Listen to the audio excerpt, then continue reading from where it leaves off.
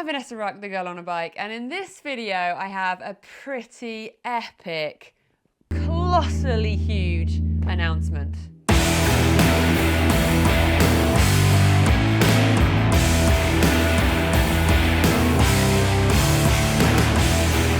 So I describe myself as a motorcycle rider, racer and adventure, and here is Big Buddy, my KTM 450 rally replica.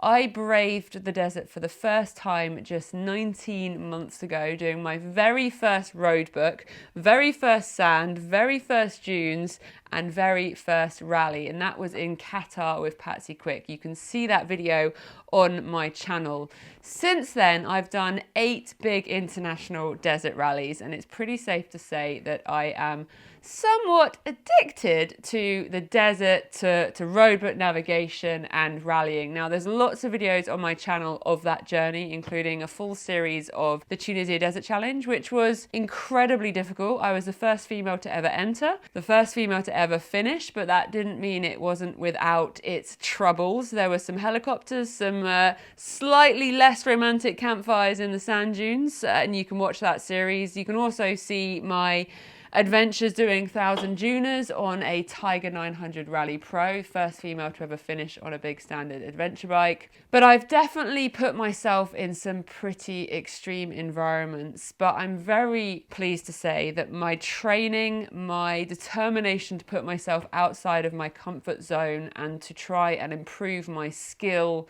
and abilities in the desert is certainly paying off. So in my most recent race, which was the Morocco Desert Challenge, which is a full 8-day moving bivouac through North Africa, Morocco event, I'm very proud with how I did in that. Of 77 in the moto category, 40% of us finished every stage. I was one of those.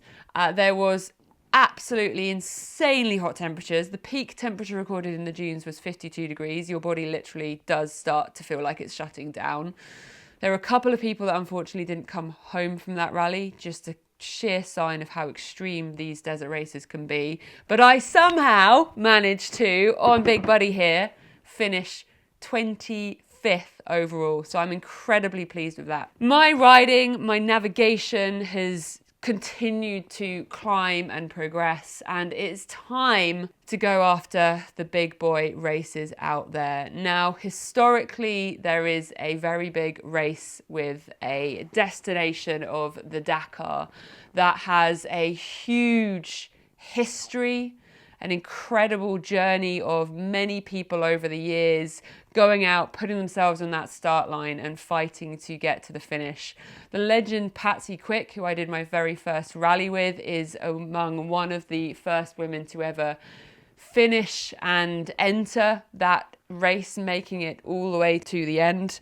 It's one of those races that has a lot of emotion, feeling, heritage in the rally world. And so I'm very excited to say, and terrified to say, that I've decided to put my name on the start line of one of the big boy rallies. Now, there's quite a few decisions or reasons behind my decisions to why I've picked the rally that I'm going to be doing in January. It's not just because it's a huge one and logical next step for my riding career. There's also some very emotional reasons for me to why I've picked that rally, and it comes down to a few things I'm going to talk through. First of all, a few stats then about the rally that I have entered. It is 14 days. It goes across 2 continents and is 6,500 kilometers. That is a long way on a motorbike like this in racing conditions where you're following roadbook navigation, which is a paper scroll. Check out my other video for what on earth those symbols and compass bearings mean. It's going to be by far the biggest, hardest, toughest and longest endurance race I have entered. Whew! And I'm nervous. From the day that I put my registration in to ask for start permission, I've actually had nightmares already about it. Don't tell my husband, because I know he's and my family are going to be nervous about it. But I feel very confident that I'm ready for this race. I've done a lot of training. My skill on the bike is where it needs to be. My ability in the sand, the dunes, and navigation. My navigation I'm very proud of. I feel like I'm an ox in these rallies, solid and pretty accurate. I make very few navigation issues, which is a really big one for the time of your day, because one navigation issue out there can cost you anywhere from 10, 20, an hour and a half to try and correct.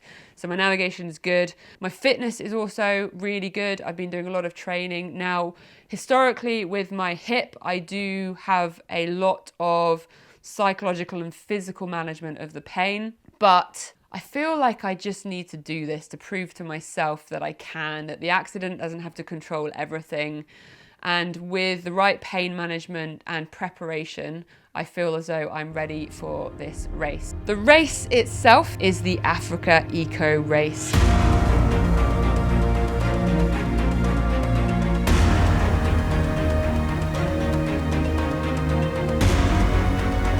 So this is one of the biggest rallies out there. It's got a very good reputation. The likes of Lyndon Poskett has done it multiple times and massively rates it as the top rally in the world. And it's going to be difficult. But there is a social, ecological reason why I'm picking this rally as well as my big one for January. So as an organisation, we know that charging through the desert on combustion engines isn't the most friendly activity. So as an organisation running this rally, they're doing things to try and help support the local environment, the local ecology, and try and have a positive impact on the continents that we're going to be racing in. So the race starts in Monaco, crosses over to Africa, and continues all the way down to Dakar. So this is the closest to the heritage, that romance of the Dakar that we think of, than you can get. And there's a lot of countries in that journey that's going to give a huge amount of diversity and variation in the terrain. So I cannot wait to see the landscapes that we're going to go through. But there's also a lot of communities and environments that don't have the same privilege of birthplaces that maybe other places in the world have. And so the Africa Eco Race are working really hard with a whole heap of different initiatives. I believe there's more than 10 initiatives that they're getting involved with, and I'm going to tell you about a couple that stand out to me that just makes me feel really good about going and spending my money entering this sort of race. So the first one is Energy of Hope. Now this is an initiative where they are working on education and ecology for young school children. The children that are benefiting from this program are in rural environments that are cut off from bigger transport infrastructure. And the idea of it is that they are handing out solar panel lamps. These solar lamps replace the kerosene lamps that are more typically used in these kind of environments and are probably one of the most environmentally impacting and hazardous elements in the households. They're enabling the school children to be able to transit from school to home in the darker nights a lot more safely because they have light for their walk home. And also the ability to have that solar lamp means that they can actually extend their hours of being able to study in the day by 4 hours a day. So the impact on those children and students is quite unfathomable, and that's an initiative that the Africa Eco Race are supporting, and I believe over 2,500 lamps have been handed out so far on that programme. Another initiative that I particularly like is in the Mauritanian capital, where there is a tree planting initiative. So with the winds and the climates, the sand dunes around the capital are eroding away, and they are having a campaign to try and plant millions of trees. And through the Africa Eco Race and the funding, crowd surfing that they're able to do through the competitors, they have supported planting over 2,000 trees in that programme, which again is contributing to an environmental impact, helping local communities. When we're actually in the rally as well, the rally have made a bit of a pact to enable work that the bivouac is providing to go to the local community. So things like the services and the support of the bivouac as it moves down will be given to local personnel, not people brought in from around the world. Again, helping with employment and helping the local community. There are also vehicles in the bivouac that have photovoltaic systems on them. So they're just trying to help support and give back and benefit the local community. It's not just one big money-making organization trying to monetize out of another community and take that money home. It's trying to give back, and that to me feels really good as a racer. It's not just about me having fun on a motorcycle. I say having fun on a motorcycle, there are definitely moments in a race where you're not having fun, it's like pure survival. But it's about doing something that I'm passionate about and enjoy doing, while also having an impact in helping change the lives of those on the ground in those African communities.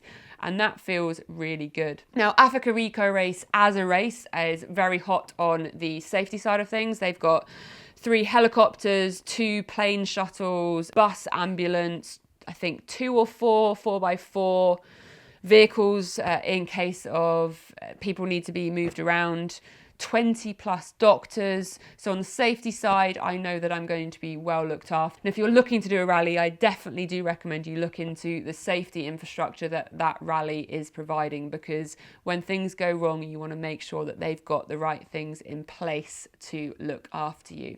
So at the moment, you will see I've got my bike, I've got my kit, I've done a lot of training, and I feel incredibly ready to go into the Africa Eco Race.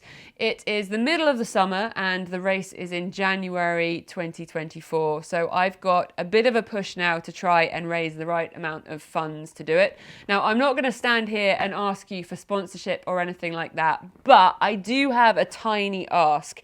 If you happen to know any corporation that is looking for motivational, inspirational speakers, keynote speakers, conferences or anything like that, and you feel like my story of the accident, a huge amount of recovery, a lot of mental health, a lot of physical, and that story, the learnings, the lessons that I've learned through that journey, if you think that might be of interest to any of the corporations that you know, maybe you work at one, I would be super, super appreciative if you could recommend me for corporate speaking. I don't just want a payout to enable me to go and do the rally. I want to feel like I'm giving back at the same time as being able to do the rally. So by going and doing some speaking events and helping give people a little bit of energy, some tools to tackle what life throws at us, and a bit of inspiration, then that makes me feel really, really good about going into the desert. It's a win-win all round. I will also be continuing to do my free schools tours.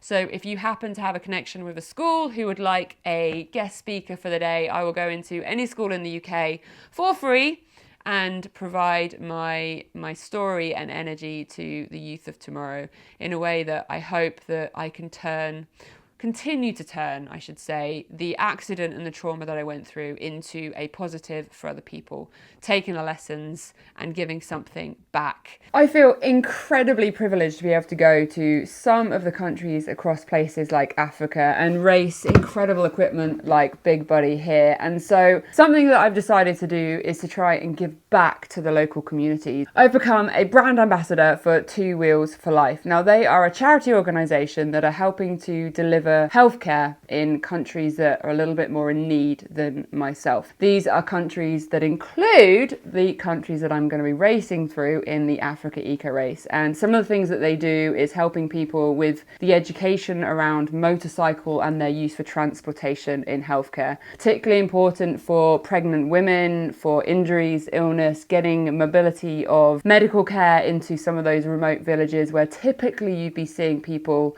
on donkeys and carts. And can you imagine being pregnant with a child that's urgently needing medical support, something complicating in your pregnancy, and having to get on the back of a wagon with a donkey and go multiple hours to try and get to help? Two Wheels for Life are helping bring more accessible medical care through the use of motorcycles. And for me, being able to give something back to the people in these countries as I get to go through on a motorcycle is something that feels good. And with that relationship, there is something very, very, very exciting for you guys. So not only can you, of course, donate to Two Wheels for Life, which if you would like to do, it would mean a lot to me as well. And it would help support my journey, because my purpose is to try and increase awareness and help their organisation to get more funds for what they do. But you can also buy a ticket to potentially win a 5-star trip to Dakar to the finish line in Senegal, where I will be hopefully riding in on Big Buddy here. I'm going to be an absolute wreck. I'm going to be exhausted, bruised, battered, but I'm going to have some serious tales. And as part of the prize that you could win being flown down to Dakar, you'll also get to meet the Yamaha team. Paul Tares is going to be there, and I will promise to take you for a drink and give you some of the stories firsthand. So get yourself signed up by buying a ticket. Now, the money that the tickets raise is all going to the incredible work that Two Wheels for Life do. So you're going to be doing something to a good cause and potentially winning a trip that money can't buy. I'll put the link and the details in the video below. But I'd love it if you could take a moment to check out Two Wheels for Life, see some of the work they're doing. Give them some money if you're able to. Even £1 goes a long way. And I'm quite excited to be a brand ambassador for them. So, Africa Eco Race, January, here we come. Of course, there is going to be a full series on my YouTube channel of the behind the scenes of the race. And I want to thank every single one of you for the support, the lovely messages, the comments, believing in me.